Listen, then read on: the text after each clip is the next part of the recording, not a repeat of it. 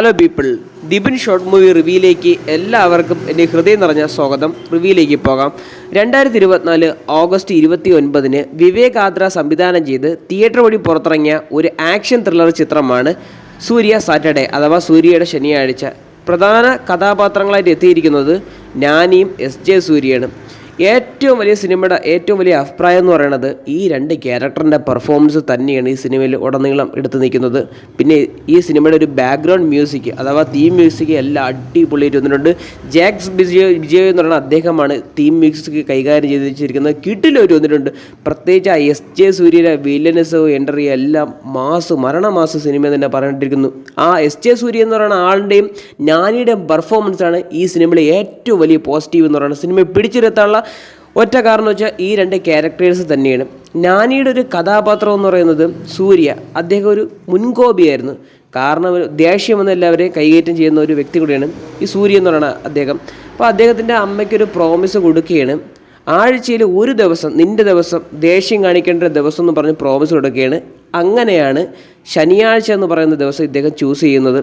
ഈ ശനിയാഴ്ച ദിവസത്തിൻ്റെ ഒരു പ്രത്യേകത എന്ന് പറയുന്നത് ഈ ആഴ്ചയിൽ 7 ദിവസത്തിൽ 6 ദിവസം തൻ്റെ ആരൊക്കെ ഇൻജസ്റ്റിസ് ആയിട്ട് പെരുമാറിയിട്ടുണ്ടോ അവരുടെ പേരെല്ലാം വരച്ച് ബുക്കിൽ നല്ല നോട്ട് ചെയ്ത് റെഡ് മാർക്കിട്ട് വരച്ചതിന് ശേഷം ശനിയാഴ്ച എന്ന് ഇടിച്ചിരിക്കും. അതാണ് നാനിയുടെ ഒരു ക്യാരക്ടർ എന്ന് പറയുന്നത്.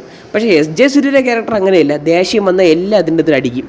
കാരണം അദ്ദേഹത്തിൻ്റെ ചേട്ടൻ ഒരു പ്രോപ്പർട്ടി കയ്യേറി വെച്ചിരിക്കുകയാണ് അദ്ദേഹത്തിൻ്റെ അച്ഛൻ്റെ. അത് കിട്ടാത്തത് കൊണ്ട് ഒരു പാവപ്പെട്ട ഗ്രാമത്തിൽ ചെന്ന് അവരുടെയാണ് ദേഷ്യം കാണിക്കുന്നത്. SJ സൂര്യ അടിച്ചവരെ നോക്കിയാണ് ചെയ്യുന്നത്. അപ്പോൾ അതിനെതിരെ പ്രതികരിക്കുന്ന ഒരു കഥാപാത്രമാണ് ഈ സൂര്യ എന്ന് പറയുന്ന കഥാപാത്രം. അതാണ് സിനിമയുടെ മെയിൻ പ്ലോട്ട് എന്ന് പറയുന്നത്. സത്യം പറഞ്ഞാൽ ഈ രണ്ട് കഥാപാത്രങ്ങളാണ് ഈ പിടിച്ചു നിർത്തുന്നത് ഈ സിനിമയെ.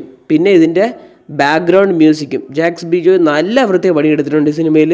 SJ സൂര്യയിലെ വില്ലനസാണ് പറയേണ്ട ആവശ്യമില്ലല്ലോ. നല്ല പെർഫോമൻസ്, ടോപ്പ് നോച്ച് പെർഫോമൻസാണ് അദ്ദേഹം സിനിമയെ കാഴ്ചവെച്ചിട്ടുള്ളത്.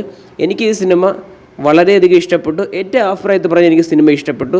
നിങ്ങൾ ഇതുവരെയ്ക്ക് ഈ സിനിമ കാണാത്തവരാണെങ്കിൽ നെറ്റ്ഫ്ലിക്സ് വഴി ഇപ്പോൾ അവൈലബിളായി തുടങ്ങിയിട്ടുണ്ട്. നിങ്ങൾ കണ്ടിട്ട് നിങ്ങളുടെ അഭിപ്രായം കമന്റ് ബോക്സിൽ രേഖപ്പെടുത്തുക.